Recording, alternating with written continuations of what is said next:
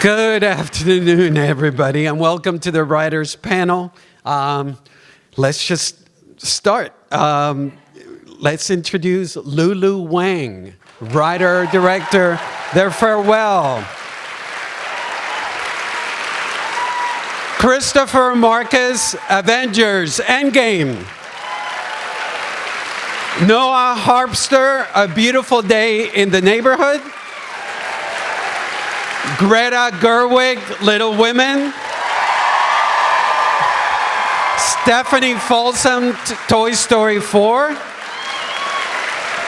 And please welcome your moderator, Ann Thompson. She's the editor-at-large IndieWire.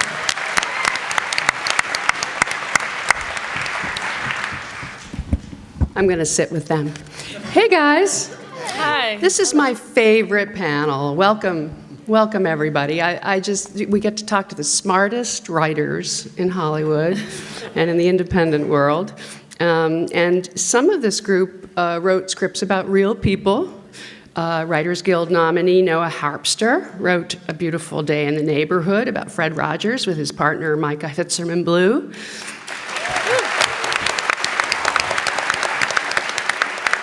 Lulu Wang, based BAFTA and Indie Spirit nominee The Farewell, on the true story of a family secret.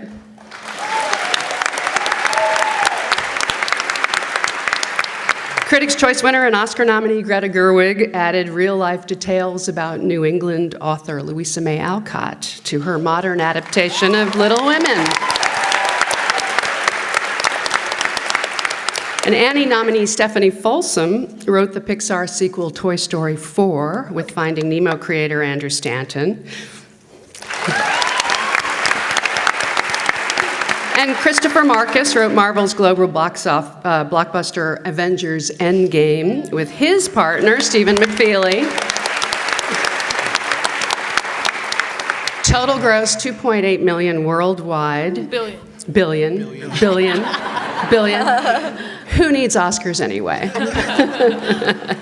So thank you for being here. I'm going to start with Lulu.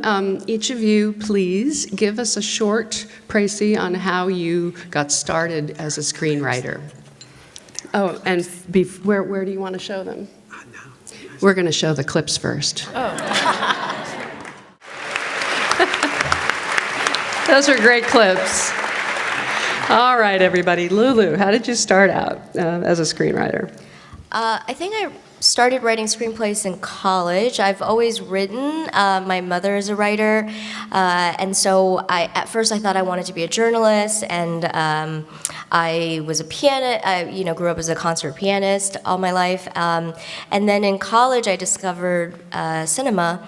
And that's when I started exploring the idea that there's a script and there's a director and all of the different elements. And then after I graduated from college, I moved to LA, and I didn't go to film school. So I really learned screenwriting from books and learned all of the rules, Robert McKee and all of those screenwriting books that everyone reads, and then had to figure out which rules to keep, which ones to toss out. I took a very brief boot camp course that, taught me a bit about structure. But yeah, mostly it was self-taught.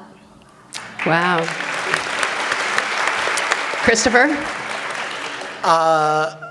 Well, I've also always written, and I went to UC Davis for creative writing, fiction writing, and that's where I met Steve McFeely, who is my writing partner to this day.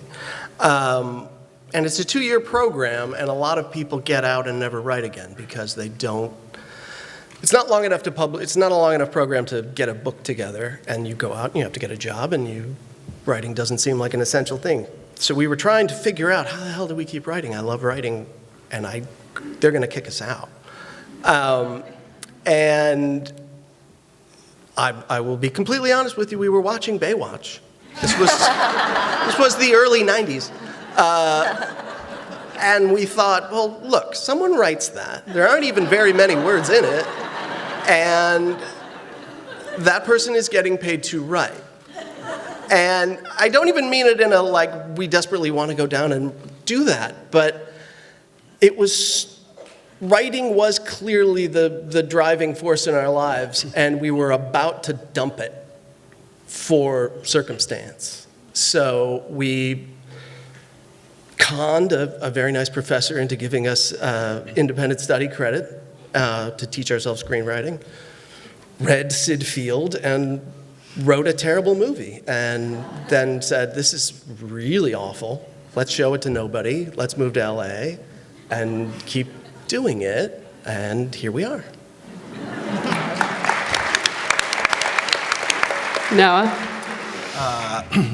Well, I studied acting at UC Santa Barbara. And out of college, I started a theater company here in Santa Barbara. We performed here once, but mostly at Center Stage.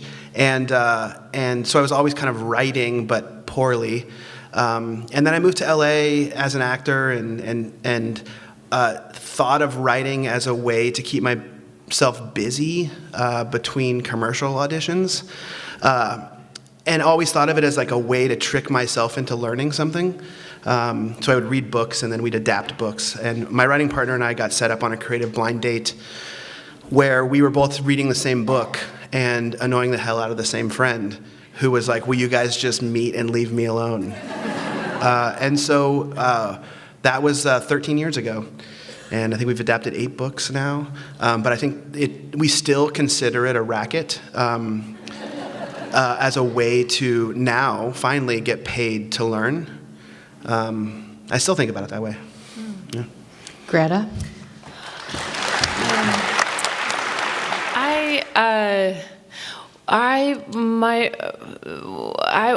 I wanted to go to acting school, but I didn't get into any acting schools, and my mom wasn't super pumped for me to study either playwriting or acting, which is what I wanted to do. So I studied philosophy because there's lots of ways to not make money, but I was writing plays when I was in college for anyone who would let me. And then I wanted to go to playwriting school. And I, again, did not get into any playwriting schools for graduate school. So I kept writing plays, and then I fell in with a group of people who were making very low-budgeted movies. And technically, I started writing with them, although the way we were writing was writing very rough outlines and creating characters and scenarios, but then improvising heavily. And then I think the first... I started writing screenplay, what was the intention of screenplays around that time, because I missed having very specific written language that I had loved from playwriting in screenplays. And then that happened.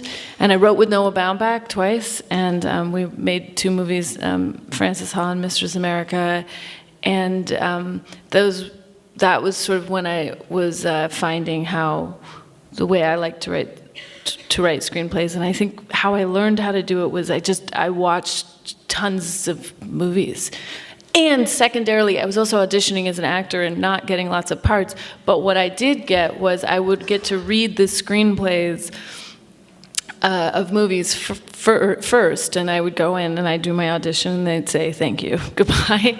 And but what then I'd do is I'd go watch the movie, and I'd have the original screenplay, which is something that very few people have access to, because mostly when they print screenplays, it's like after the fact and it's like transcribed, and then that was like my first experience of like, I see it was this way on the page, and then it became that way. So I feel like I actually learned what is a screenplay that they say, yes, you can make this movie from, by auditioning. Stephanie?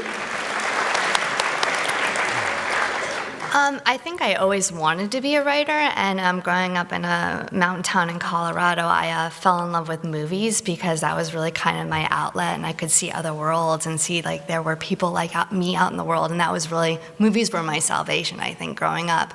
And I was like, oh wait, somebody writes those? I could actually write those? And I applied to a bunch of film schools, and I got into one, and 17, I'm loading up my little Corsica and driving out to LA, and I went to film school. And then it was just many, many years of just really honing my craft and getting lots and lots of rejection. And I think there's something to all professional writers where in the face of just tremendous rejection, we're just like, no, we're going to keep staring at a page and hitting our head against the wall and keep trying to make it work. And there's a certain amount of just joy and frustration in that. And, you know, after many, many times of doing that over and over again, I'm here now.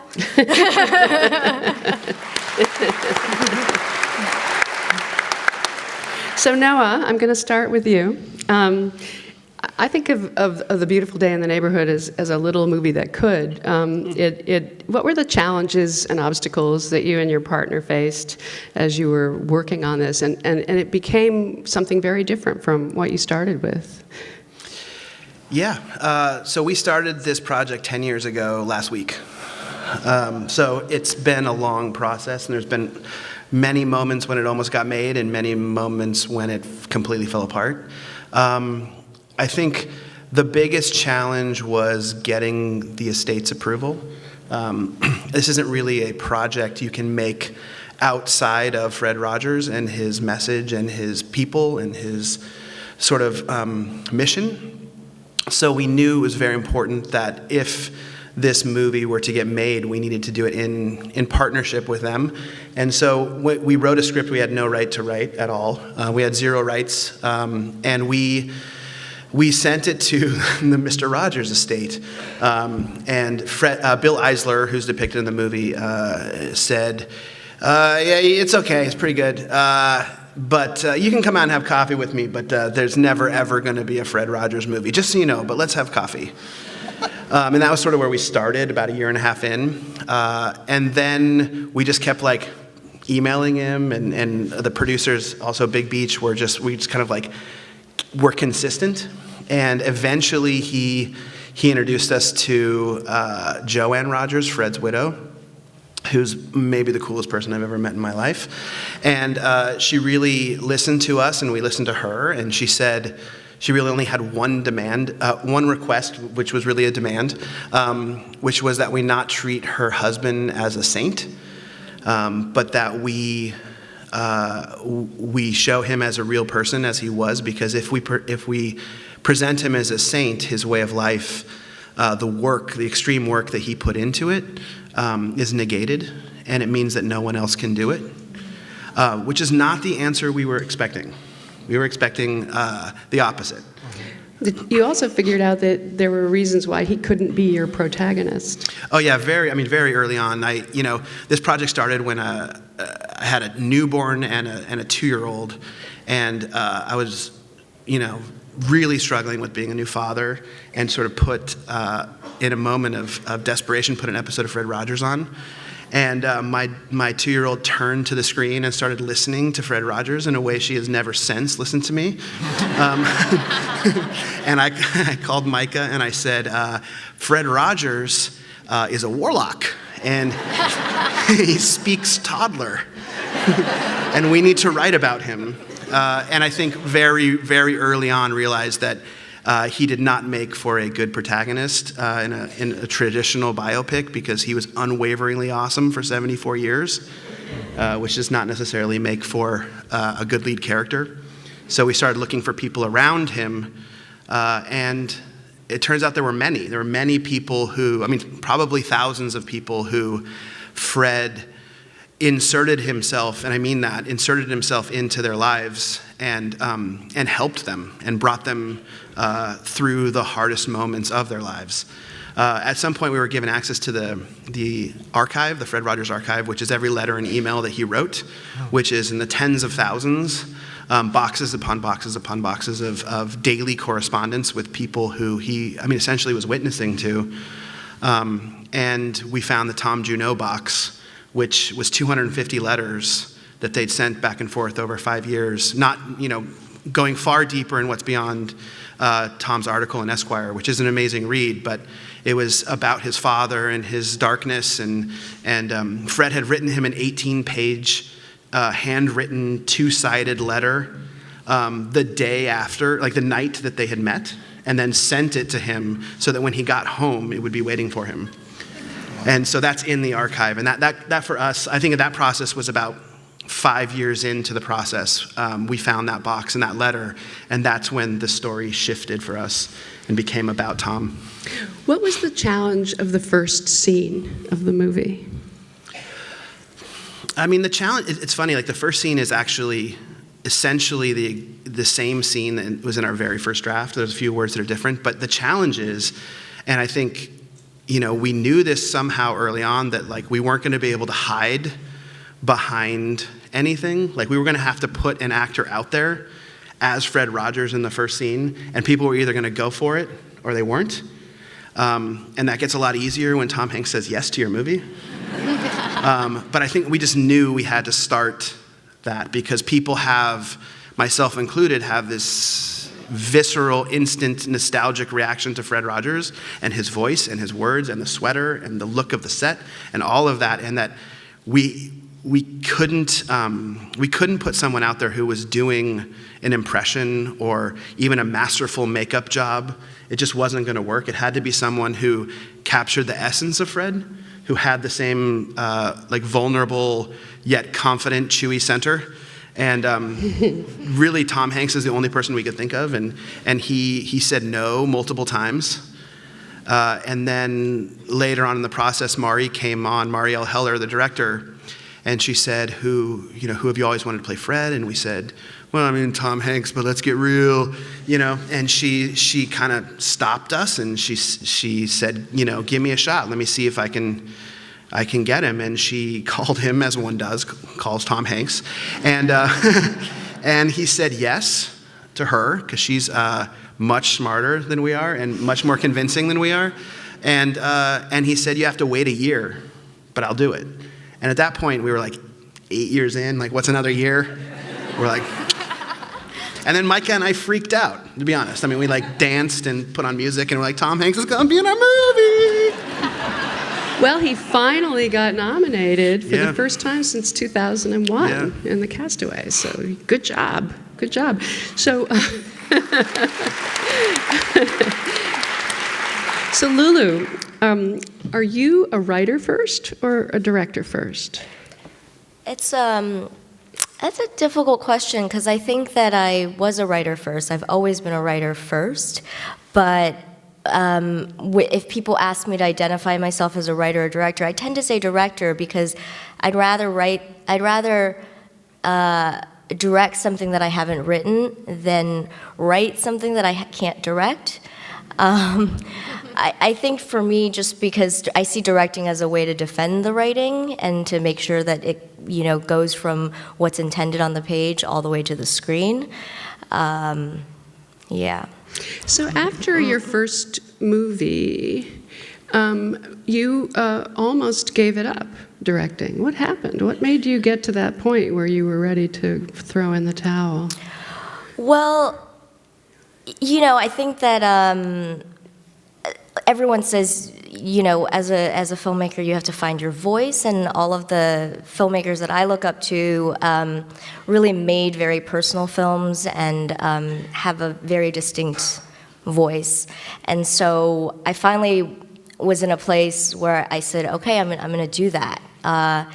And I had this project, which became The Farewell, but nobody wanted, they were like, oh, it's a funny story, let's make it this way or that way, and let's cast it this way, and let's make it really broad comedy, and I was like, wait, just hold on, it's more like this, and nobody really actually wanted me to have my voice. It felt like the industry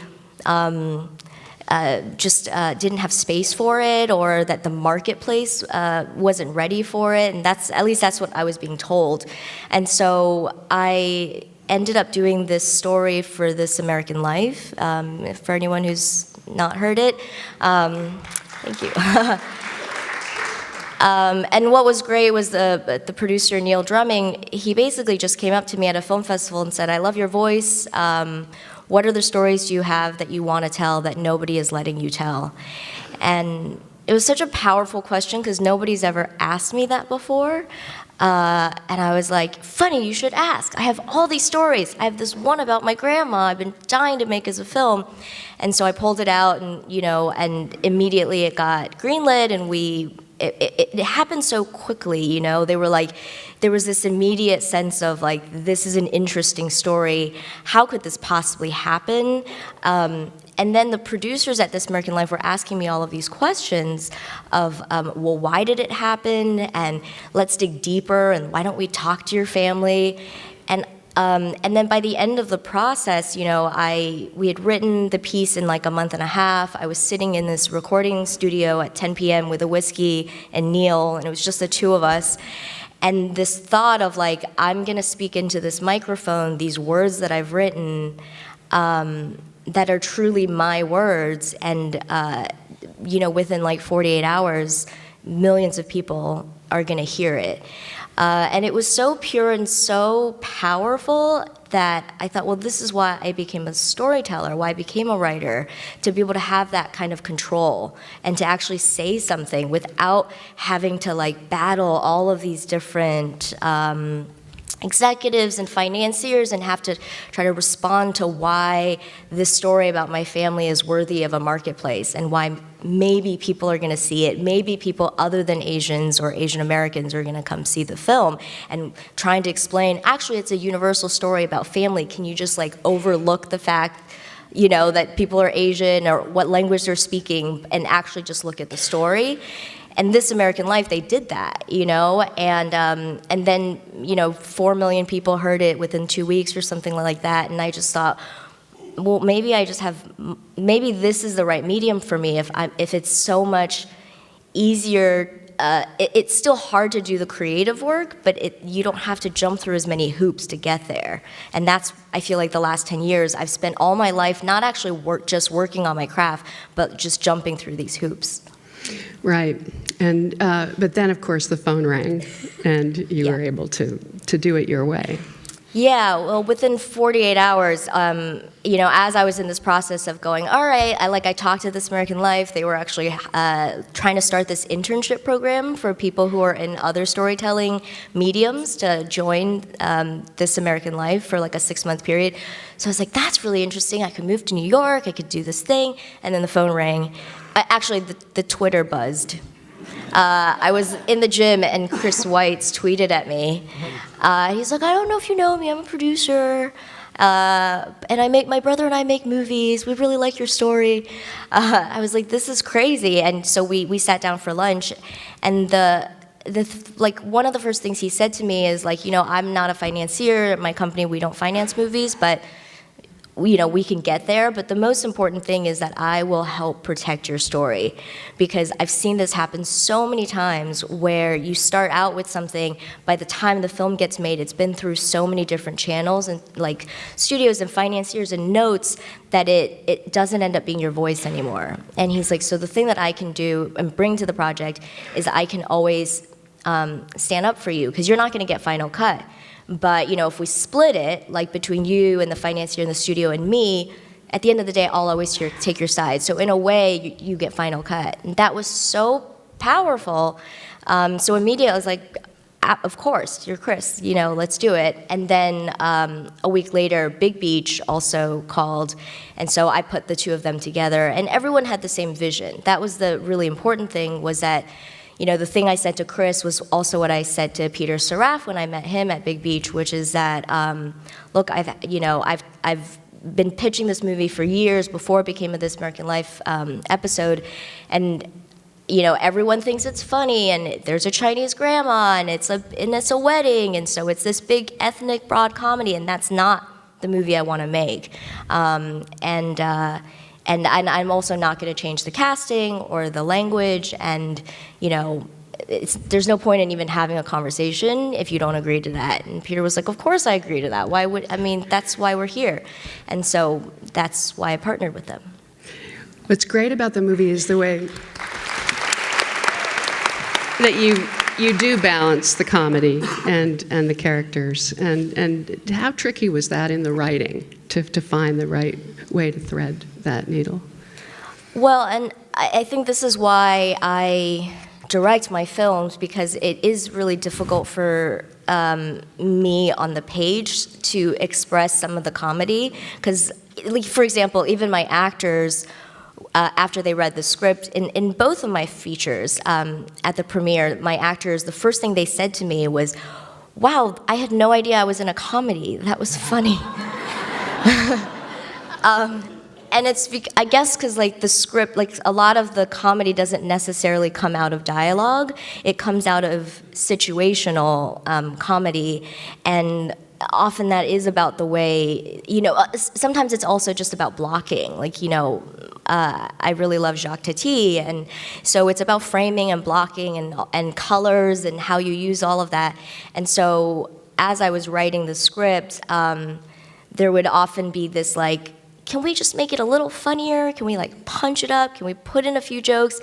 And I would do that, but then I realized by the time we were shooting it, I cut out all of those things. Like all of the things that we had put in to make funnier, we ended up not needing because the scene itself was funny.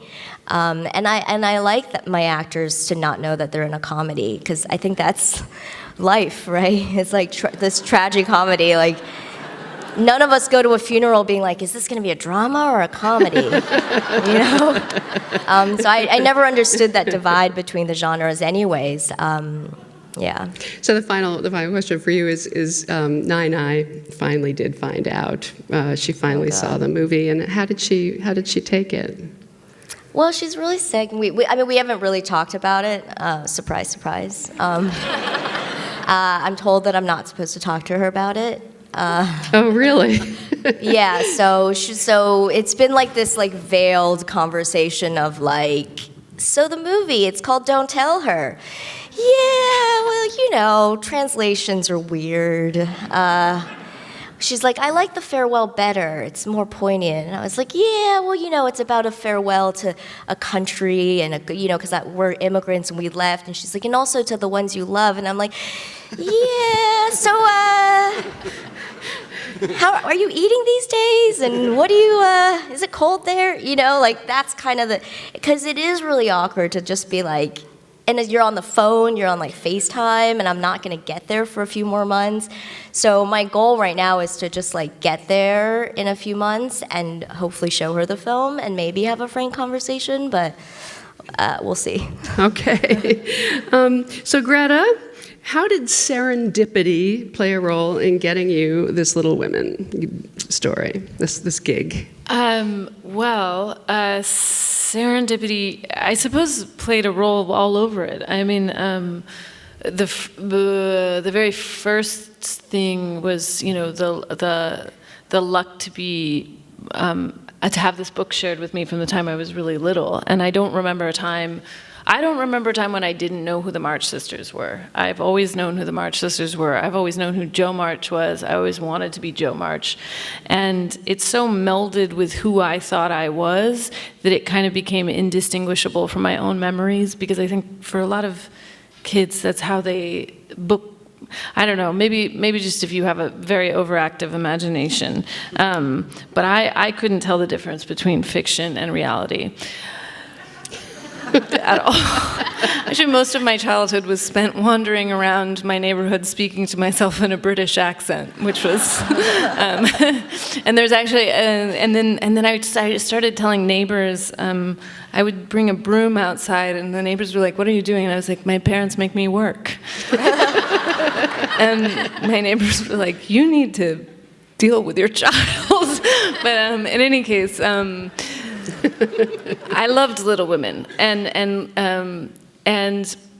I read it and reread it and reread it, and then I hadn't read it since I was probably 14 or 15, and then I reread it when I was 30, and I had that strange double experience. I was moving apartments. I was moving, and the way you kind of, when you move, you go through old things, and then you find yourself not packing, but like rereading old letters and touching and sweaters. I found my old copy, and I thought I was just going to flip through it, and then I started reading it, and I couldn't believe it. I couldn't believe it because I knew it so well, and I felt like I had also never read it before, because there were all these lines that I hadn't seen. There were all of these emotions that were much messier and more interesting than I had remembered. And I instantly thought, oh, I want to make a film. I know exactly how I want to do this, and I know that this is about women and art and authorship and ownership and money, and I want to start it when they're adult. I knew, but I had not yet. I hadn't made Lady Bird at that point, so there was very little kind of. I didn't know what to do with this, but then I heard through my agent was talking about something else. He said, oh, the folks at Sony and Amy Pascal are thinking about Little Women. And I was like, you gotta get me, I gotta go talk to them. I have a movie idea. And so I got in that room and I told them what I wanted to do. And I told them I wanted to write it and direct it and how it would work. And they were like, who are you? Are you an actor? Or I was like, linear time will catch up with me. I'm going to direct this picture. But they didn't agree to that right away. But they did let me write the screenplay, which was, honestly, it was a huge gamble for them. I had written other things. I had the script to Lady Bird. I'd co-written 2 movies with Noah Baumbach, and I had actually been hired by Lionsgate. I'd written a film for them. So it wasn't like I was totally unknown as a writer, or it was totally crazy. But they said yes to the writing of it, and I wrote a few drafts, and then I went away and I directed Lady Bird. And then by the time Lady Bird was out, then they said, do you want to direct it? And you went right into it. And then I went right into it. So it was a lot of serendipity. Yeah. And also it continues to, Little Women was Louisa May Alcott, when she was 36, it was published, and I am 36.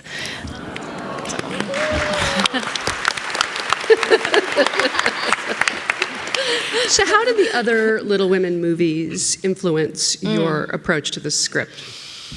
Well, I would say the fact that it's kind of a dual answer. On the one hand, I wanted to treat the text of Little Women as almost a sacred text, and then also the other texts that Louisa May Alcott and her family and contemporaries had generated between letters and other books that she'd written. I wanted to ground as much of it as I could in that. I wanted everything to be footnotable, and I wanted any line that you could ask me about, I could say, here's why it's in here. And this is the reason, this is that I had my references. But the fact, it's been adapted for screen 7 times. It's been made into an opera. It's been made into a musical. It's been made into 2 anime shows. This is a loved and interpreted work. I think of it as, the way that something that's been loved and interpreted many times, you get this collective memory of what it is. And it's, this sounds like an odd example, but there's the text, which is the book, and then there's the text, which is every time it's been loved and interpreted again. And the text does have a relationship with the text, but it's also separate. It's the way we have these conceptions of hell, which don't come from the Bible, that comes from Dante. It's the text to the text, and I think that's the way I wanted to treat it. I didn't revisit any of the other interpretations, but I wanted to deliver on the pleasures of Little Women as we've collectively come to know them. And I think that particularly with the childhood and the girlhood sections, was the way I thought about it. But I didn't want to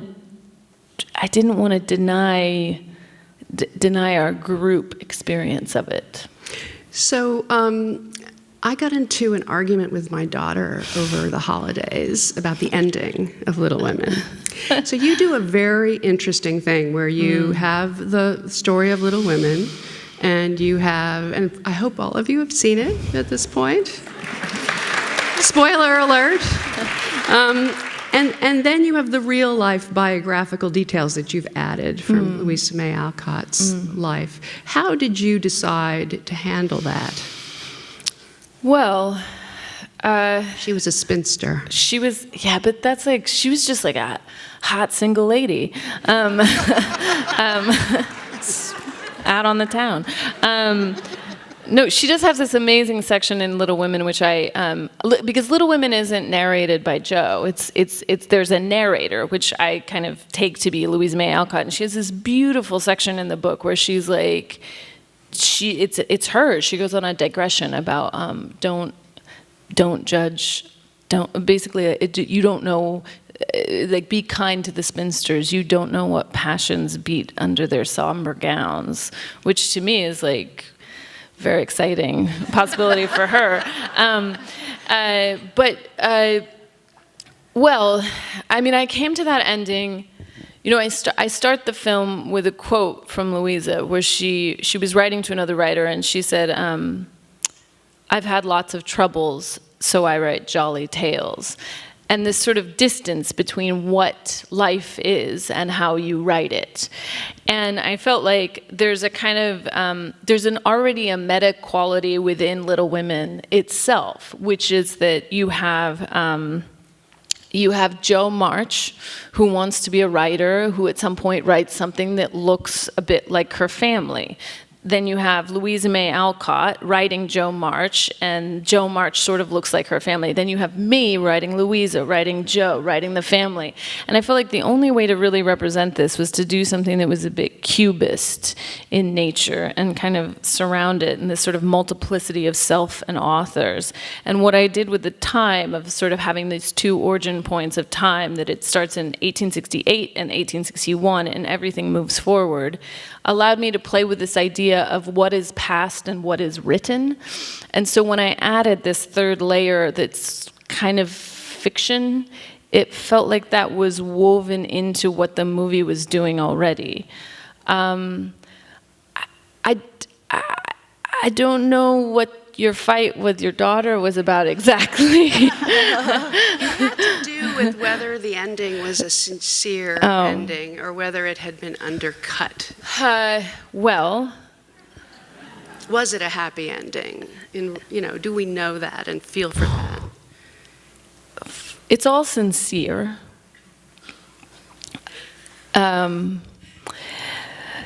It's all sincere. I will say, I don't want to say, oh, here's what the ending means, because I'm a big believer in, I wanted to create something that was a bit open into interpretation along two lines, and I think the movie belongs to the audience. So it is down to the reflection you see. The end, when I split the end of the book is, it's the marvelous moment under the umbrella. It's the opening of the school. It's Marmie's birthday. That's the end of the book. And what Louisa did was, she didn't get married. She didn't have children, but she kept her copyright, and that book sold out in 2 weeks in its initial printing. And I wanted to both honor the thing that she did in her fiction and in her life. So it's all sincere, but it's up to you, I suppose. That's so lame. Sorry, that's like I know what I think, but. All right.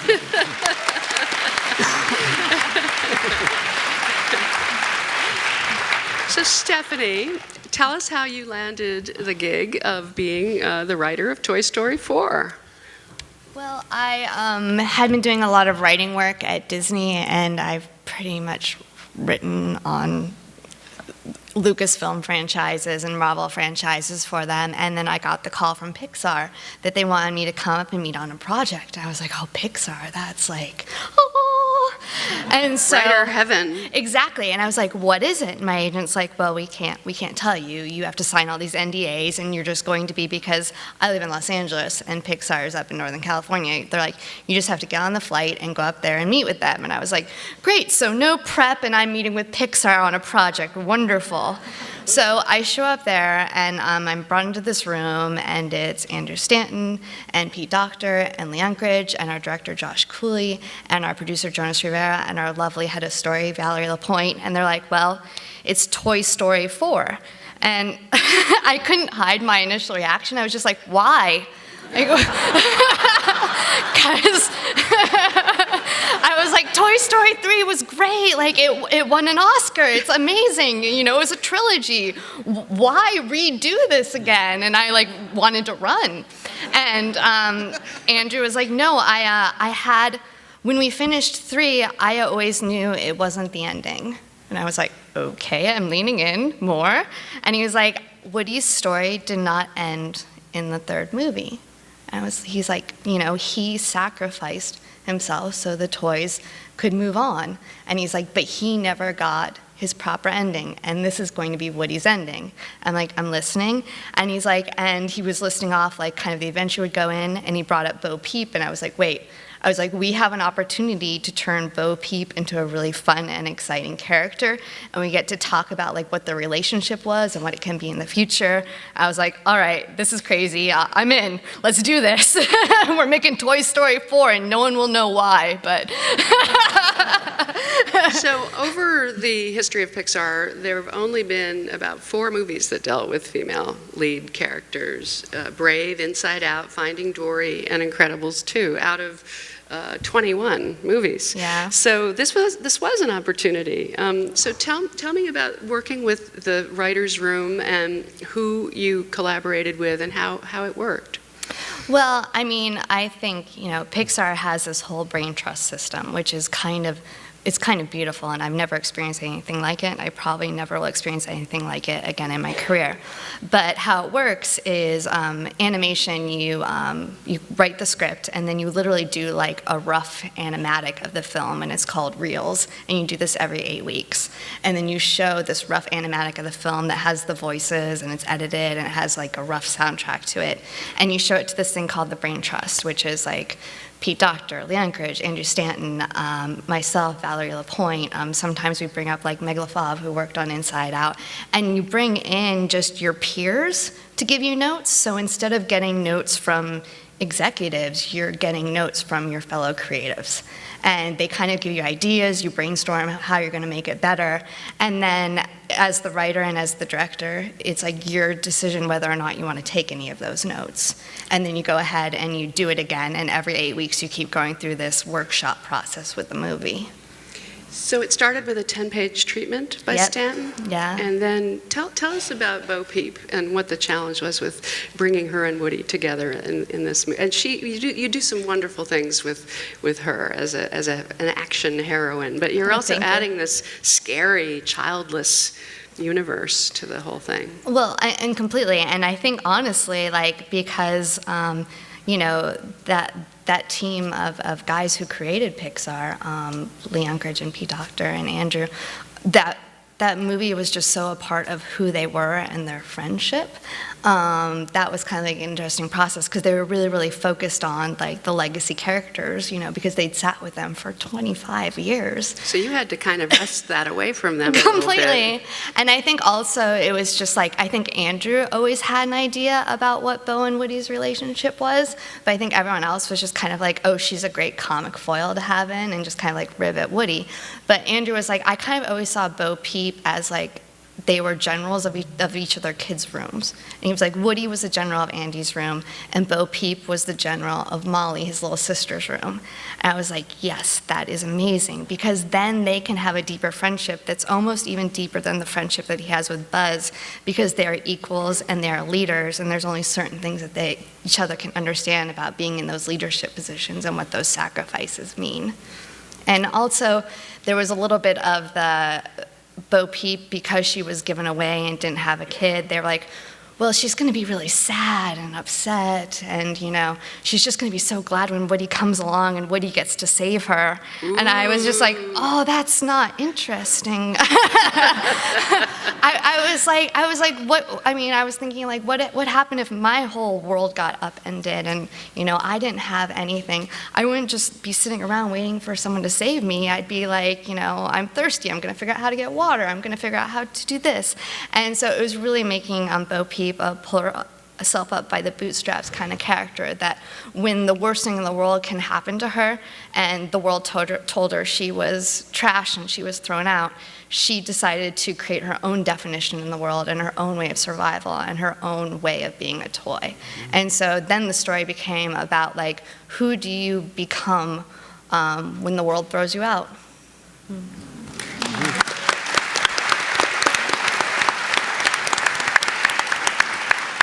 So Christopher, you were working on the Chronicles of Narnia, and you how did you guys get into the Marvel universe? By asking very politely if we could.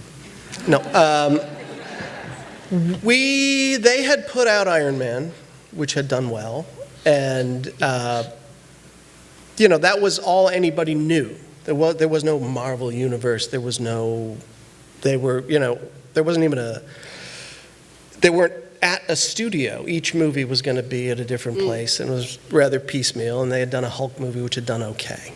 And we had heard that they wanted to do a Captain America movie, and we had, prior to that, in our downtime during the wonderful strike of '07,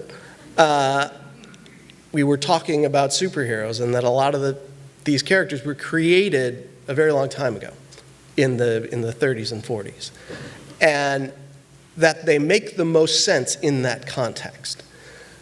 Captain America only makes sense in the 1940s. If you invented him now, you'd look like a lunatic. And so what would happen if you set a character, what would happen if you made Batman in the late 30s and he's fighting gangsters, and what would that mean, and what would it mean culturally? Because it would seem like the thing would take on weight if they made more sense to the world that surrounded them.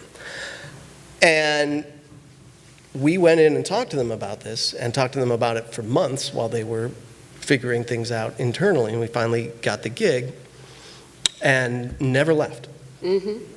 So you have been living with these characters for a really long time, and when you get to Infinity Wars Part 1 and 2, which is what it was originally. Yes, that was the... You're taking the 6 main Marvel superhero characters and you're killing them, basically. More or less. One of them, we just messed up his arm. He might be coming back, I don't know. How did that feel? It was a massive undertaking. It was 2 movies, and you had to somehow satisfy all of those threads and weave them together in 2 parts. So how did you approach that challenge? when the job first came up, the first thing I wanted to do was say no, because we were very busy at the time, and it was basically, the implication was, how would you like to move to Atlanta for 2 years and vanish up your own self? And, no, I'd like to hang out with my daughter. But the opportunity was probably once in a lifetime, possibly once in an industry, to take the 19th and 22nd movies in an ongoing story, and not a series of sequels, not a franchise, so to speak, but an honest-to-God story being told, and to bring it to a graceful end where all the characters would be treated like the humans that they are. And so we basically had to sit and write down the name of every character who was still alive in the Marvel Universe and in the comics that we had access to, and stick them on a wall. And at the beginning, it was like playing with toys. It was like, I've never seen those 2 together, that'd be fun. Or those 2 are green, that would be fun. It was from the profound, their stories are very intertwined, and that would be very interesting too, that would be fun. and basically compiled about 60, 70 pages of possibilities that were contradictory. It was not a manifesto as such. It was, here are tiny things you can do, and here are huge storylines you could take on. And we brought it to Marvel, which is not unlike Pixar in that it's for all its success, is a very small shop and a very close group of creative people who've all worked together for quite a while now. And we basically said, and we sat down with them and the Russo brothers and said, let's go through this. Let's just circle things we like and see how they interrelate. I mean, there was a basic premise that it was about Thanos and the Infinity Stones. First, we had to talk to the Thanos estate, and his wife. His wife is awesome. She is great. Mrs. Thanos. She only had one request. Yes. Make him look like a saint. And we came to this story, some of which had been, a lot of which the seeds had been laid. And one of the fun things about writing these on the ongoing basis is that you can plant seeds and have no idea whether they're ever going to be brought to fruition or not. And it had been established that Thanos was the stepfather of these two women, Gamora and Nebula, which is a very strange premise to base a villain on. You have a guy who's adopted children. Not usually what the bad guy does. And what does that mean? And what does that mean to the dynamic? And because we knew he basically had to dominate two movies, and you can't do that with a piece of cardboard who wants to destroy the world because he likes things dying. He had to be the hero of at least one of these movies, and it had to be a human story, and you had to feel for him and on some level agree with him. And it grew from there. And then, as we knew we had to escort some of these people off the stage, some of them we knew might be nice to kill. And not for, not to milk it, but because they had reached the end of an arc. Robert, I'm not positive how many of the 22 movies he's been in, but the majority of them. And it's been quite an extraordinary journey that both the actor and the character have been on. Starts off, let's be honest, as the actor and the character, a guy in quite a bit of disarray, with a lot of things that need to be repaired in his life. And by the time you get to Endgame, it's nearly all been fixed. I can't say for Robert, but for Tony Stark it has been. Robert seems good.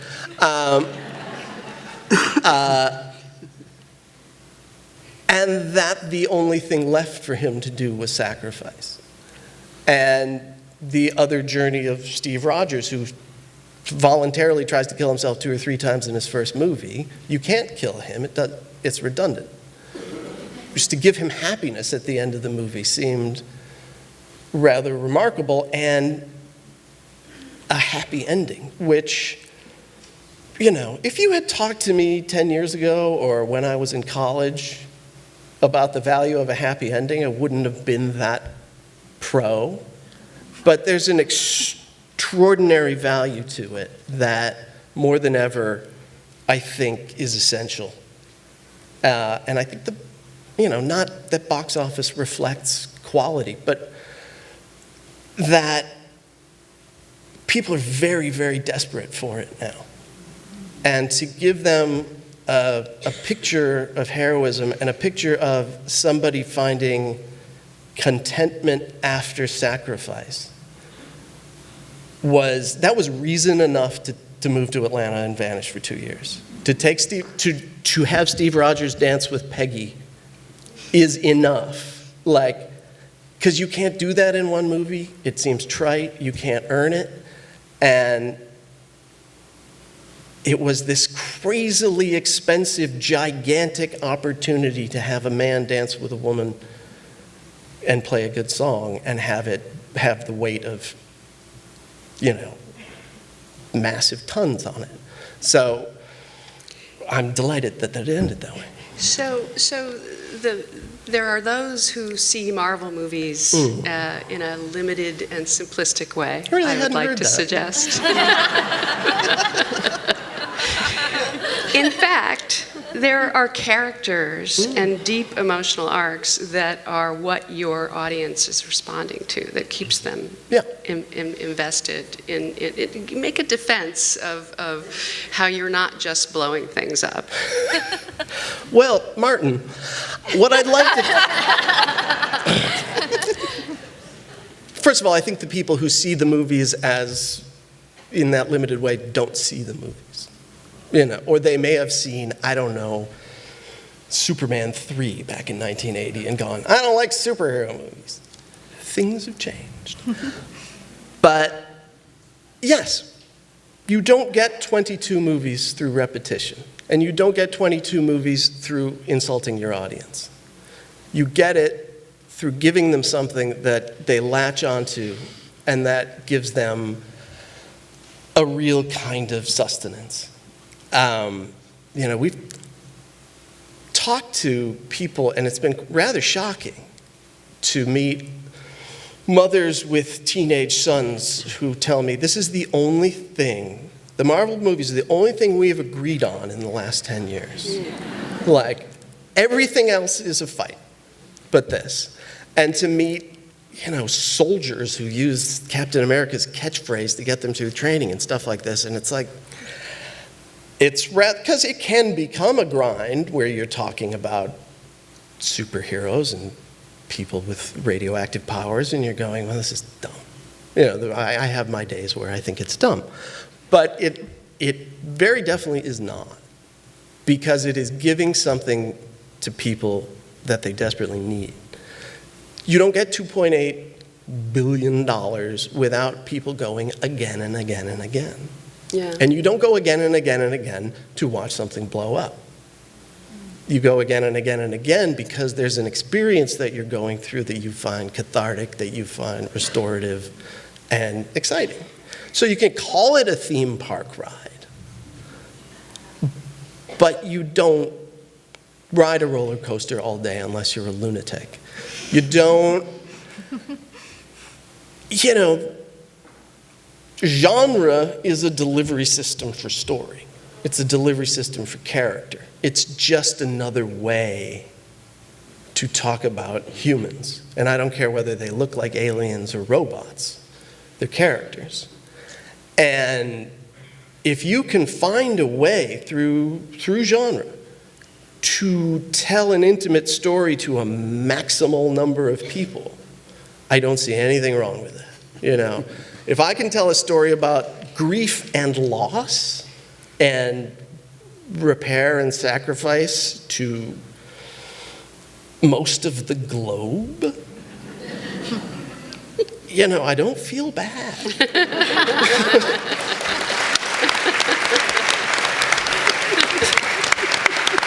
Okay. So one of the things we do on this panel every year is we talk about the process of writing and how we do it, how it gets done. So we'll start with Lulu. How do you get there and find your structure and do you do cards? Do you sleep a lot?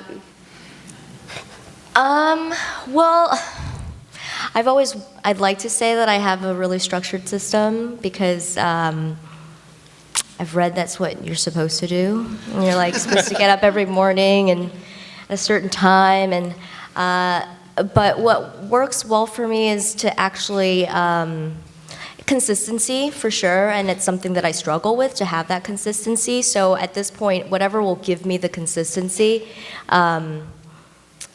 I go with it, you know. And so if it means that I, you know, wake up and I don't want to write at home today, I want to go to the coffee shop, or I want to go to the park or the beach, or I kind of move around a lot.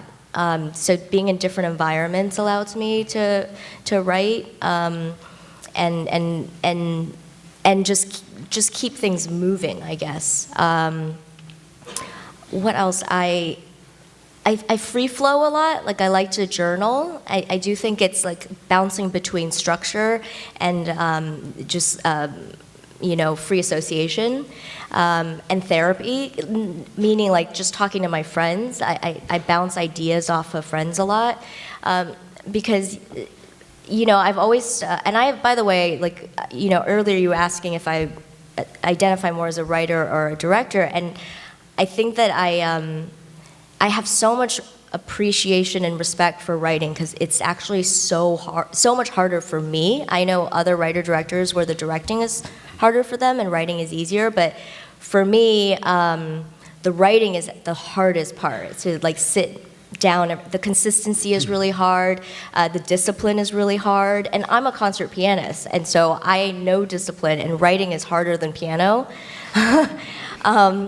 in many ways, and so I think that bouncing between structure and just like feelings, allow when do you force yourself to sit down? When do you allow yourself to just go take a walk and like give yourself a break? And the hardest part of writing for me is like you can sit down and sit there for 6 hours and feel like you've made no progress. Because you've written, so how do you calculate progress? Do you calculate it based on the number of pages that you've written that day, by, the stories that you broke, the story, beats that you've broken? And so, writing groups really help me a lot, like, meeting with friends. And then one of the things that helped me a lot on the farewell that I never even realized because I've just never had this resource is working with Chris Weitz, because he's a producer, but he's also a writer-director. And so we met twice, that's it, but it really changed everything. So the first time we met was after the first draft of the script. I had just sort of like put every story I've ever wanted to tell into the first draft of the script, and it was like, the setup of the story was like way too long before she even goes to China, and so yeah, the first draft was like 170 pages or something. They were like, okay, let's, so Chris and I, what we did was we put every single scene up on a board, and it was so helpful to have somebody just actually to bounce, like to say, what is the scene about? How is it moving the story forward? Thematically, what is it doing? What are we trying to reveal? And asking these questions, because sometimes it was about combining scenes, sometimes it was about eliminating scenes, but putting it up and having someone else to bounce those questions off of was helpful too, because I think something we don't talk about is how to interpret notes. Sometimes you get these notes and you're like, is that a note to say that the script is actually bad, or are they just not understanding what I'm writing? And sometimes what you're trying to communicate is just not coming across on the page. And so trying to decipher between that. So so I think writing groups and people that you trust. That's great. So the two of you both are part of writing teams. So perhaps you could walk us through your process, each of you. Chris, Christopher. Cut the other guys out. Yeah. Mr. Rogers, Avenger. Yeah. Sold. I mean, one of the reasons Steve and I are still together, aside from the fact that we like each other, is we have never written a screenplay separately. We learned how to do it together, and we've only ever done it together. So while we may have the temptation to go off and do it on our own, I literally don't know how. So, mutual fear keeps us in the same room. But it is a sort of, we have gotten used to trapping ourselves in a room together. And it is a sort of... So you work in an office together? At the moment, we do. We used to work in each other's houses. But we've both since had children, and the houses are no longer so conducive to that sort of thing. It's a 3-4 stage process where we have mostly adapted things, which I think is also part and parcel of being a team, because we can agree on the third thing, and we can attack the third thing. But if I have an idea, he's attacking me. And if he has, so the third thing helps democracy happen. But it's also, and that process then duplicates, because what we'll do is outline for a very long, painful time.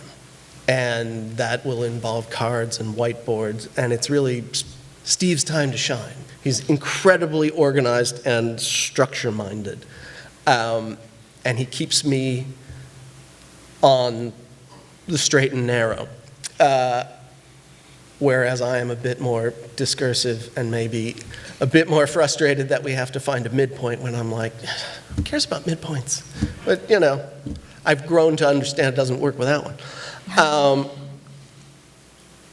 And I kind of have become, in some ways, the joy-killing quality control, where I'm like, no, this idea that you're really excited about, I've waited till, 3 o'clock, and now I'm going to kill it.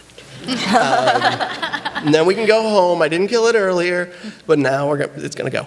But eventually, we will have an incredibly long, detailed outline that can have dialogue in it, can have whatever we know about each scene, and then we will split it up and write separately.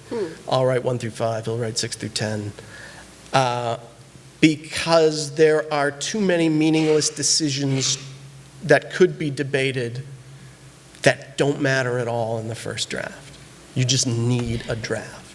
So on Friday, we'll put the scenes together, we'll read them through, we make no comment, we don't change anything, split up more scenes, do that, until, 6 weeks later, we have a really horrible draft that is generally about 40 pages too long, overwritten, repetitive, and then we will read it through together out loud and begin to edit it. And by that point, it's been long enough since you wrote the initial pages that you're not attached to them anymore.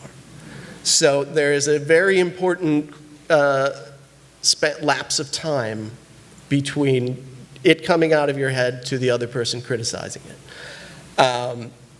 Which, we've had fights. We have about one per movie.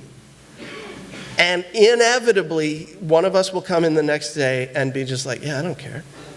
Because you dig your heel. I remember we had a fight about a talking beaver in Narnia that was a very, it was a pretty serious conflict. And it was like, I think I'm going home. And the next day I was like, yeah, I don't care what beavers do. Let's do your beaver thing. Just why you're still together. I care deeply about Mr. Beaver, but again, it's the first draft. It doesn't matter, because the first draft is a lump of clay that you need to fashion a movie. Right. And so we will then just beat the living daylights out of that thing for probably another 6 weeks, as if we had been hired on a rewrite. Until it is much shorter. It always loses, dozens and dozens of pages. Because also when you're conceiving something in an outline, you really hammer points home, and you don't realize how well they work when you hit them once. So you're like, we got to revisit that topic. No, you don't. People have memories, and plus you're going to see it too, which is very effective. These visual movies that they're making now. And so it really is, just brutal repetition, just going and straining through and it. Doing it over and over. And we only let it go when the deadline comes, because we would keep doing it. Yeah. And it would keep getting shorter until it was 20 pages long and we'd killed it. But deadlines are great. Noah? That's very, very similar to how Micah and I work. I think when we first began, we would get in fights, and we really don't get fights in any fights anymore, because we've learned over the years that there are so many times along the process for things to change or for bad ideas to fall away, that the process wins. So if I really believe in something, it will be there at the end if it's right. And it will have, there's so many ways, whether it's beating the drafts up, or it's the producer or the director or the actor or the editor or the screening audience. Somewhere along the way, the process will win. And you will learn that, oh yeah, the beaver shouldn't have been talking. I think they both Lulu and Chris both said something that I think is really important, which I just want to say in a different way, which is that we found a process to eliminate bad ideas quickly, which is really can be your writer's group or your friends or the circle of people or your writing partner. And you're lucky if you have a writing partner, because we've gotten very quick at it. It's just like, oh, that's bad, that's bad, that's bad. And you don't judge it, and you just get rid of things much quicker. And then the thing that we really have to do, Micah and I, before we start writing, is we have to agree. Again, it's like the third thing, whether it's the book or whatever it is. For us, it's we have to know what we're fighting for in the movie, in the project. Like, we have lots of ideas for things that could be movies, but we have no emotional reason to fight for it. And we have found that we can write those movies and they don't turn out very well. But when we actually are able to agree on a thing in a project, it's funny you guys showed that clip, because it's actually in this movie, it's when Fred Rogers says, he says, I hope to give children positive ways to deal with their negative feelings. And so that was a clip. So we were throwing around the Fred Rogers thing, and we saw this clip of Fred very late in his life in an interview, and the person interviewing him said, when you go, what do you hope to have accomplished? And without missing a beat, Fred said, I hope to have given children a way to deal with their negative feelings in positive ways. And that, of course, is an amazing answer, but it's also an answer. They gave that. Mm-hmm. And that, for us, was the thing that became the thing to fight for in this movie, is to be the spark that lights that in our own lives and in people's lives, that can you even answer that question? And I couldn't answer that question at that moment.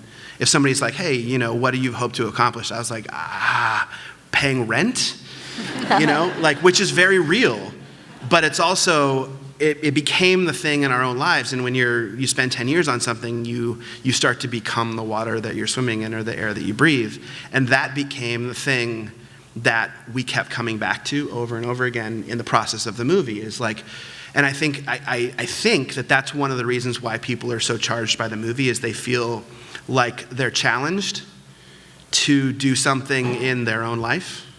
And I think that's testament to Fred Rogers, because Fred Rogers, you said this too, interpreted by Micah and I, and then by Mari, and then all the department heads, and then the actors, and then the editor, and then the marketing department, and then, and still people are walking out of the movie being like, I think I could be a little kinder to people, and I think that's a testament to Fred Rogers.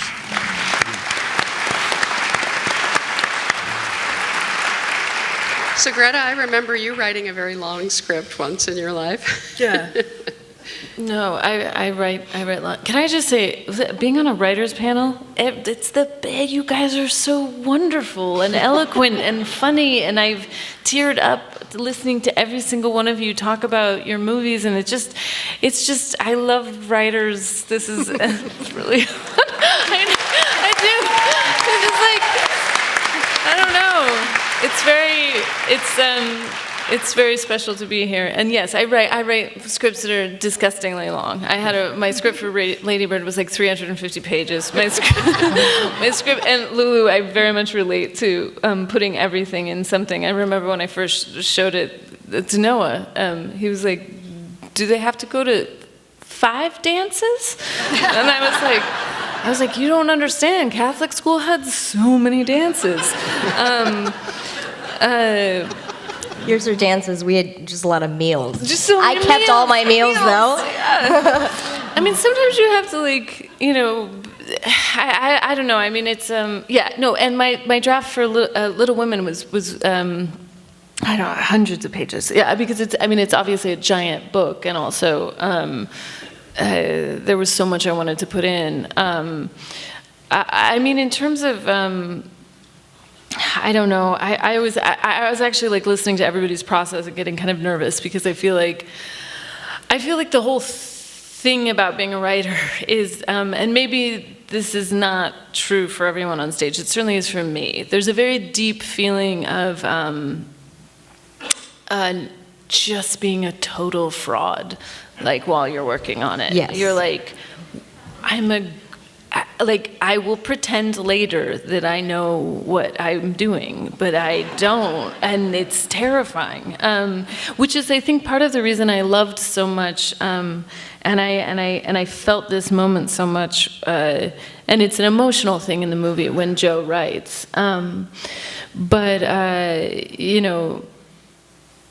The moment where, she's lost one sister to death, she's lost another sister to marriage, she lost her best friend because she wouldn't marry him, and then her other sister married him. Her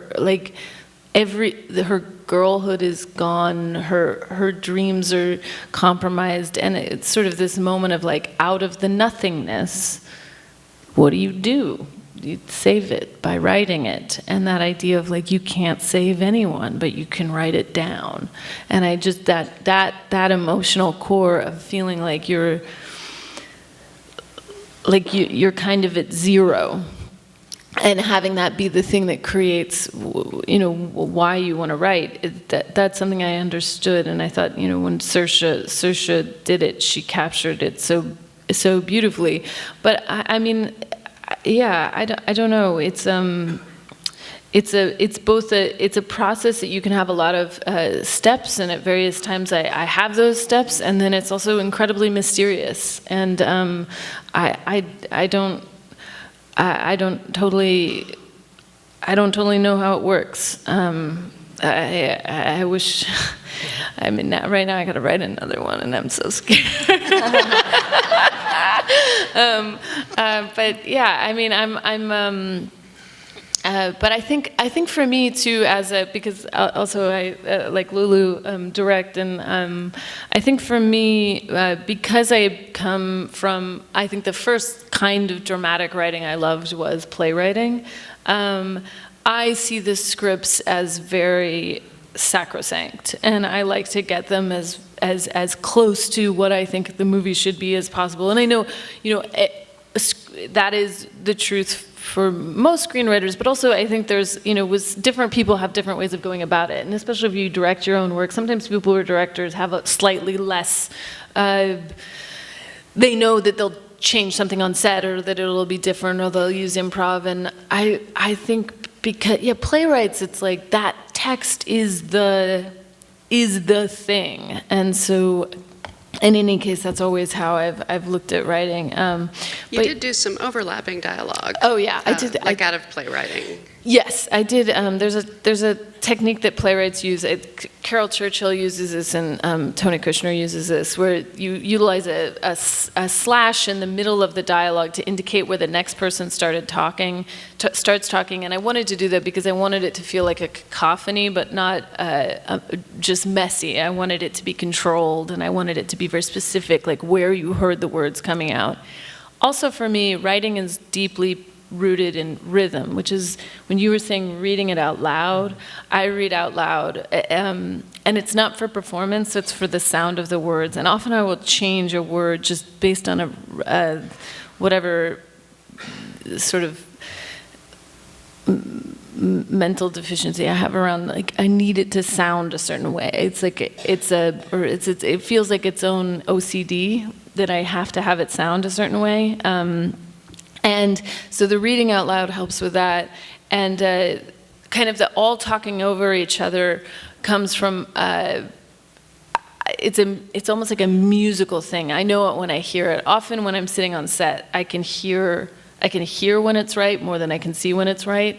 I often won't sit at the monitor, I'll sit by the camera because I'm listening more than I need to see. I mean, I've planned the shot, I know what it's gonna be, and I feel good about it. And so I want to be able to listen fully. And I think that, in movies, you can establish rhythm through editing. That is the way to establish rhythm. And the thing about theater is the rhythm is all in the language. And I think I still think of language as having rhythm independent from the editing. So what the editing becomes is a syncopation to the rhythm that's in the language. And I'm very lucky with my editor that he's attuned to that sound. Writing is, it's a mysterious process, and it's both intellectual and emotional and intuitive and structural and then musical, finally. And it's, I'm amazed that anyone does it, and I'm so grateful that all of you guys do it on stage. Stephanie?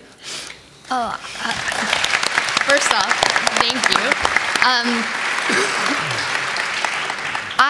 I have a really wackadoodle process that I don't recommend anyone else do, but I'll tell you what it is.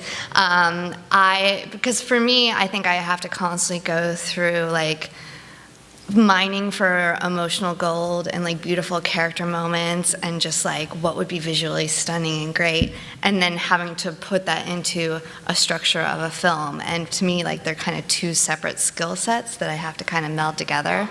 So my first stage is just kind of chasing the joy and emotion of the movie. And that's just, I have this giant corkboard that takes up an entire wall, and I just start filling it with just random pieces of dialogue, just crazy images from magazines that might inspire just how I might want to write a scene, various I'll write down song lists of music that inspires me, and I kind of put together this entire wall that makes me look like I'm a serial killer. The only thing I'm missing is the yarn, uniting things together. And to me, that's how I mine for the emotional gold that I need from the characters, because I come from a very character point in my writing. And then I take just this massive collage of just crazy insanity of plot and character moments and random philosophical ideas and songs, and I then go and do a really, really long treatment of the movie, 20 to 30 pages, and I take all of this craziness and then start to apply it into the structure of what a film should be. And I will take forever to outline something. It'll have bits of dialogues in it, and then I'll go to draft, because when I get to draft, I want to be really focused on my scene work, and really focused on just those little moments that are gonna make you just really dig in, want to lean forward and be what's gonna happen next? I'm feeling something, I'm excited about something, and I think that's kind of my crazy process of how I write. And it works for me, but I think you've seen up here, everyone has a very individualistic process, and it's just about finding what works for you is part of the trick of the craft. So, what was the most challenging scene that you had to write? The one that just drove you crazy through the course of this? Yeah, something that just knotted up and didn't come easily at all. Lulu? Oh my God.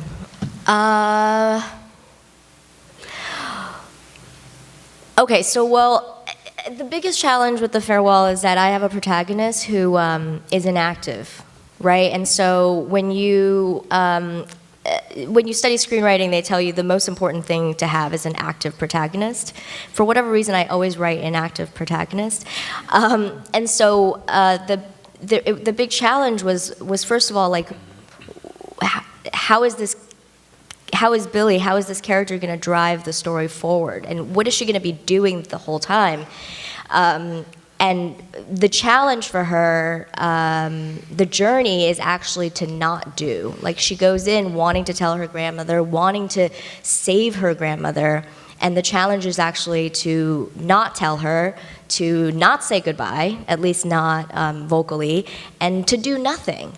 And that's really difficult for her. But how do you put that on screen? And then what's the climax of the movie at that point, right? Because it seems really obvious, and I'm sorry to spoil this for anyone who hasn't seen the film, but it seems really obvious that like at some point the grandmother must find out. And that is the climax, particularly since it's building towards a wedding.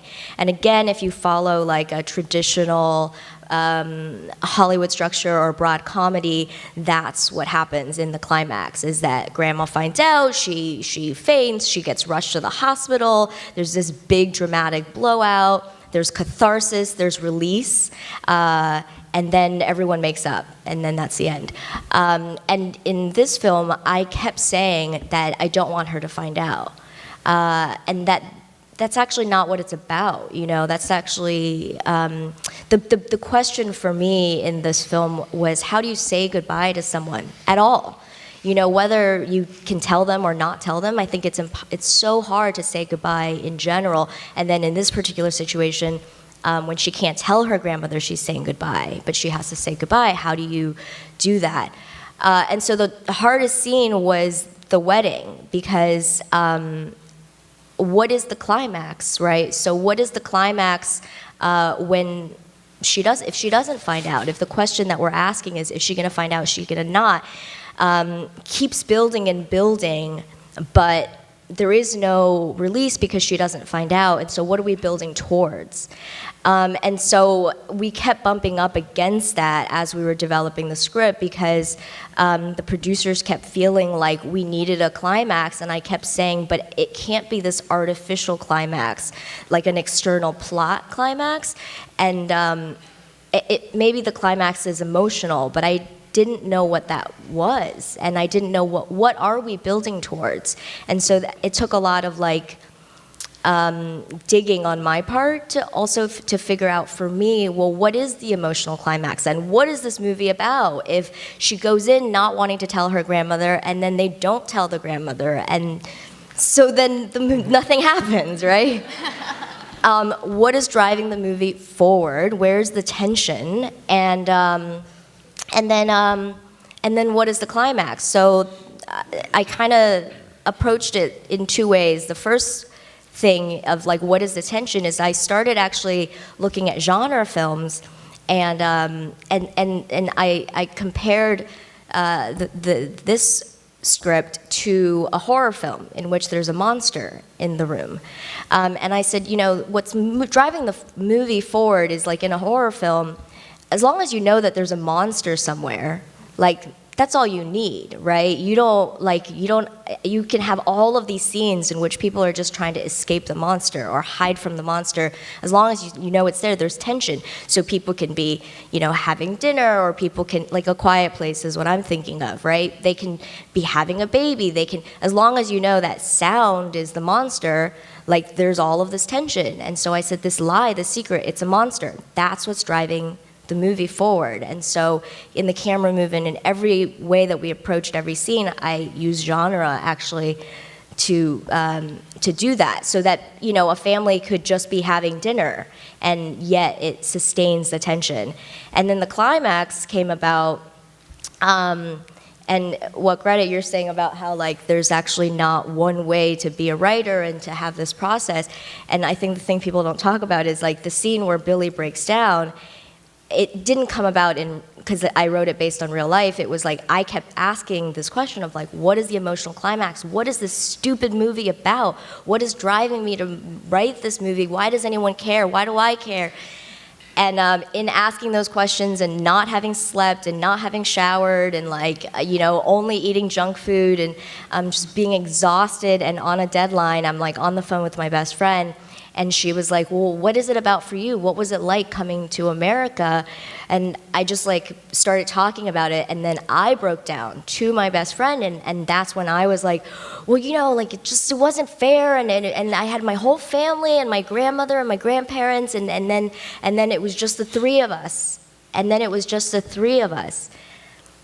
And that's when my friend, and then I just started like sobbing, and she's like, that, what you just said right there, it was just and then it was just the three of us.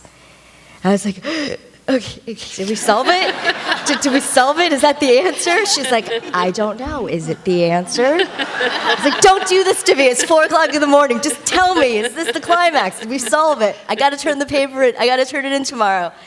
But and that's kind of how we got there. And then you still have to go, well, is that big enough? And how do you visually represent that? Thank you.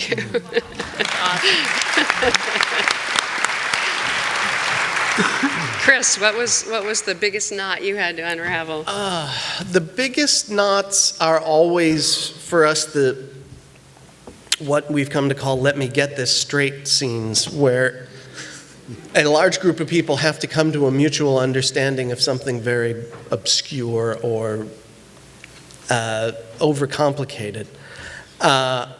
That the worst possible version is they're sitting around a table having a boardroom discussion. And so there's a point in the movie, and they're often the hardest to humanize. They're the ones that seem least characterful the first time you write them because they're people saying, so, okay, we have to travel back in time to this time, and there's a box, and we have to get the box, and you need the audience to understand all that, but you can't lose them in crap. So there's a point in this movie where our heroes are discussing where back in time they can go to get the stones. And effectively they're talking about in what prior Marvel movies can we go to get the stones. So it's a very meta sequence. And we realized it's a writer's room. This is a bunch of writers sitting around. This is us locked in the conference room trying to come up with an idea that's entertaining. So we literally have them lying around and eating and doing all the boring things that writers do. And it humanized what was otherwise, kind of a bookkeeping bulletin board sequence. And then in doing that, we realized that, okay, everywhere they're choosing to go is actually buried under the plot mechanics as an unsolved emotional problem. And they don't know they're choosing to go there to do that, but they will wind up. That's the interesting thing about where they go. There's a dead father, there's a mom, there's various things that occupy them there, so it's not just a heist. And as that all kind of locked in, that became, in some ways, the heart of the movie, but it took a million years, and we still had to reshoot one little part of it because no one understands time travel. Noah? Yeah, I mean, we have an interesting thing in this movie in that, like, Mr. Rogers is our monster, right? He's our antagonist, and he's an emotional archaeologist, right? He's coming after your feelings, and he's confrontationally kind.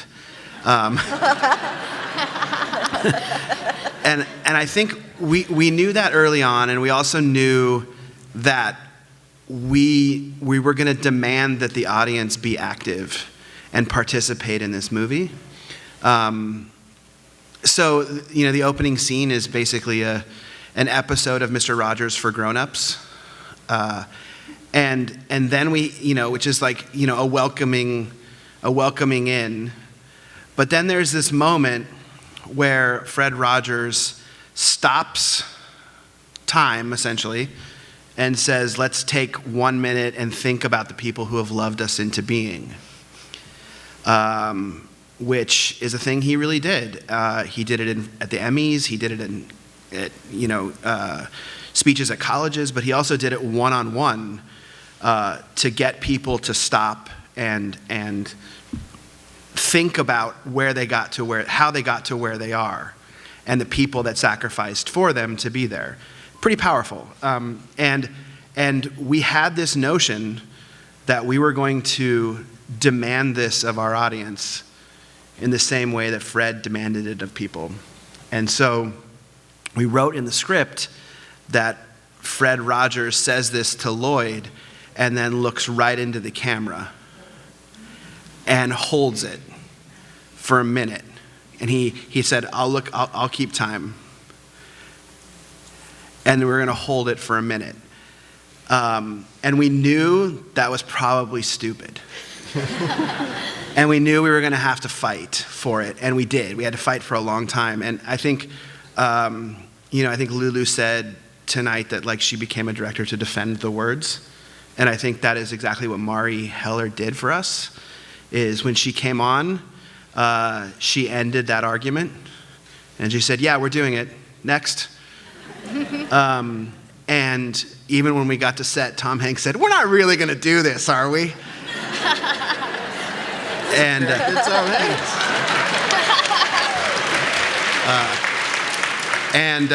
And she said, oh, absolutely, we're going to do it. And I think it's one of the things I'm most proud of, I think, that I've ever been a part of. Yeah.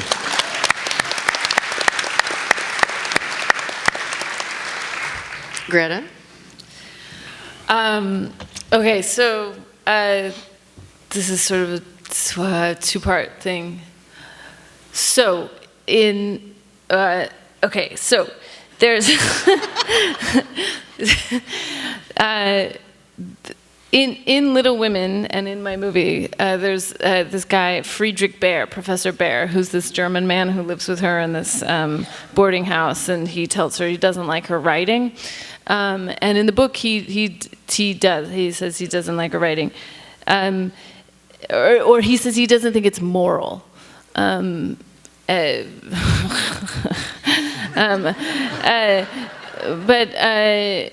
So initially when I was writing this, I feel like there's this, like I wanted to keep it. I knew I wanted this scene, but like I kept trying to make him nice. I kept trying to make him like super nice about it, and it just made him less and less likable. Like he was so unlikable when he was nice about it, or he was trying to give her props or something. And then the minute I just wrote him saying like, I don't like them. And then she's like, what? And he says, oh no, I'm not saying I don't think they're good. Like, he's like, you might have misunderstood. I'm not saying personally I don't like them. I'm saying objectively, I just think they're not good. And then everybody was like, oh, I like him. And I was like, oh, because as women, we want to be negged. That's like what we're looking for. But making him kind of like, just like, oh, I'm not, I like not nice, made him likable, which is fascinating. But then, this is sort of goes to, I mean, Little Women is about so many things to me, but for one of them is it's like, it is for me a little bit about a movie about making movies, because, you know, it's a very opening of the movie. It's her standing in front of a guy and she's trying to sell a story she's written, and he's saying it's too long and change it, and morals don't sell, and she's trying to figure out how much she can cut out and still live with herself. But in any case, in this particular scene, there was a question. I just remember, this is the first time I've ever said this, and maybe I shouldn't say it, but I'm going to. I remember there was this like, how do we know this was, the structure was there, but only I really knew what I was doing with this movie, but there was a question posed like, we want him to be like sexy romantic man, and like, how do we know that? Like how, like, and so I was like, interesting. This was when I was still just really grateful to have the job. And so I just wrote in, I was like, he's very hot and good looking. And everyone was like, ooh, yeah, I like this. And I was like, it doesn't exist. I'm just saying something. Well, how could you possibly think he's like more appealing now just because I say he's super handsome with super handsome hair? And then, so when it came to casting it, because in the book, they're like, Friedrich is, they say, not like, you know, he's like a middle-aged German professor with she says, not one handsome feature on his face. And I was like, no. And so for me, for a couple of reasons, number one, because I'm a lady filmmaker and I can, you know, I was like, I want to, insofar as there are male and female gazes, I was like, men have put women in who are really attractive in glasses forever, and they were like, she's so awkward and such a nerd. And I was like, that doesn't make any sense. So I was like, okay, so I can do what I want, and I'm going to cast Louis Garrel. But it was also like an echoing of this whole conversation I'd had with the studio of like, they're like, how do we know we love him? Anyway, that's so I learned you can cast, just to say he's handsome, then cast the most handsome man, and then have him criticize her, and everyone likes it.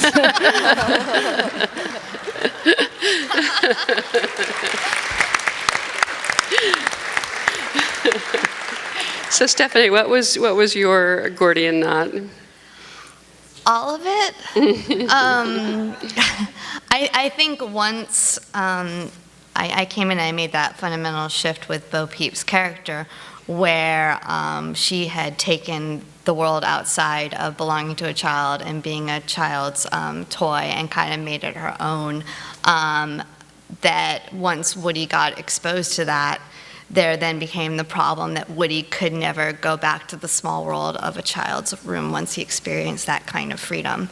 And the creators of the franchise, who had sat with it for 25 years, that was hard for them to take.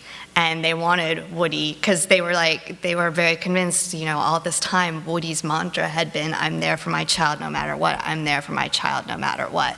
And they're like, if you take that away from Woody, Woody will be destroyed. And I was like, yes, because that would be great. And they're like, why? And I was like, because then he can serve something greater. He's not just helping his child, he's teaming up with Bo Peep to help lots of children. And I was like, and that's something bigger and exciting and new territory. And then it became the task of like taking that new ending where he had to say goodbye to his friends and making it so that the friends just saw the situation he was in, and it was their duty, the other toys as his lifelong friends, to be a good friend and let him go. And so it was just kind of taking that and like reverse engineering the goodbye so that you could kind of feel like it had to happen through the entire film. Excellent. So we're going a little bit long here. So I'm going to just run down the line one more time. Just tell us quickly, what is your next project? What are you working on next? My next feature is a sci-fi, grounded sci-fi project called Children of the New World. It's based on a short story. But current, so that's about a relationship, and it deals with VR, and it's really exciting because I'm to be able to work in a different genre, but you know, try to do it my way, and explore questions of family and everything else. But the other thing I'm working on right this second is I'm actually running a writer's room for a TV series called The Expatriates with Amazon, and it's a show about 3 women who are expats in Hong Kong, and there's a tragedy that unites them, and that's been really, really cool because I've never written with other people before.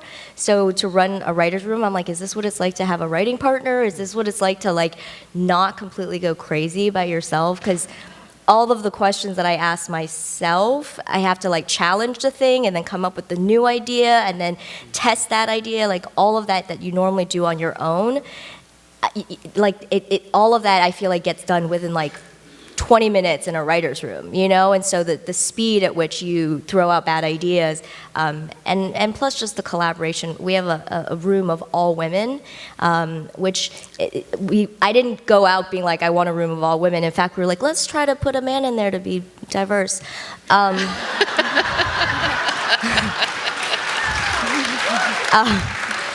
the producers were like, don't you think you should put a man in there just to be able to like represent the male point of view? And we're like, I think we can handle it, you know. But yeah, we just ended up hiring the best writers, and it ended up being all women. And it's just been a really wonderful space to heal and to talk about some really interesting things. Chris? Well, we sort of co-founded or came in on during the founding of a studio with the Russo brothers, a place strangely called Agbo Films, which is a kind of, it is in fact a studio, which is a weird place to find a writer. We were puzzled when we were invited to sort of take part in this, because no one makes writers executives, and there's probably a reason for that. Let's find out what it is. But it's been pretty fascinating, and the first thing we've done is a movie based on the Cambridge Analytica scandal that came out last year that is the reason we are in the situation that we're in. And there is a very small, fascinating story within it, a personal story, that expands to touch us all. So we have a draft. When is that going to? Soon. We have a script, we have a cast, we have something like a director. Now we just have to get all the ducks in a row and everybody's availability in a row, and shoot the darn thing. And there's the exciting fact that, you know, the story's not done. So we've left a little bit of the end spongy so that we can play. So who knows? Happy It's a horror ending, thriller. sad ending. Yeah. Noah? Mike and I are going to direct. Yeah, we're going to direct a movie called Bottomless Belly Button, which is an adaptation of Dash Shaw's graphic novel. Excellent. Yeah. Greta? Well, I don't know. I mean, I know I'm writing a few different things right now. I'm gonna act. I'm acting in New York. I'm gonna act in Three Sisters, which is very scary and very exciting. So I'll be doing that in the spring and the summer, and I'm also writing Barbie, which is a natural extension of Chekhov. It's his other dream. And then I'm writing some things that are a mess right now that are similar to your board. So those things. But like every time I say this, it just makes me. I'm just like it's just me saying like, don't worry, I'm very busy. Like I feel like the truth is just like you staring at something and being like, oh my God, how do I build the castle again? I don't know how I built it the first time. And so that's the real answer, and the professional answer is I am a professional lady.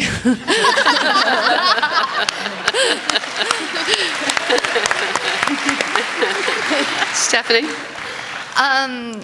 Yeah, I'm working as a consulting producer on Lord of the Rings for Amazon Prime. Wow. And then, while I'm also show running my own show for Amazon, I'm doing Paper Girls, which is based on a Brian K. Vaughan novel, which is about 4 young girls that travel in time, because as we know, when women go back in time, things get better. On that note, thank you all very much. It is my favorite panel.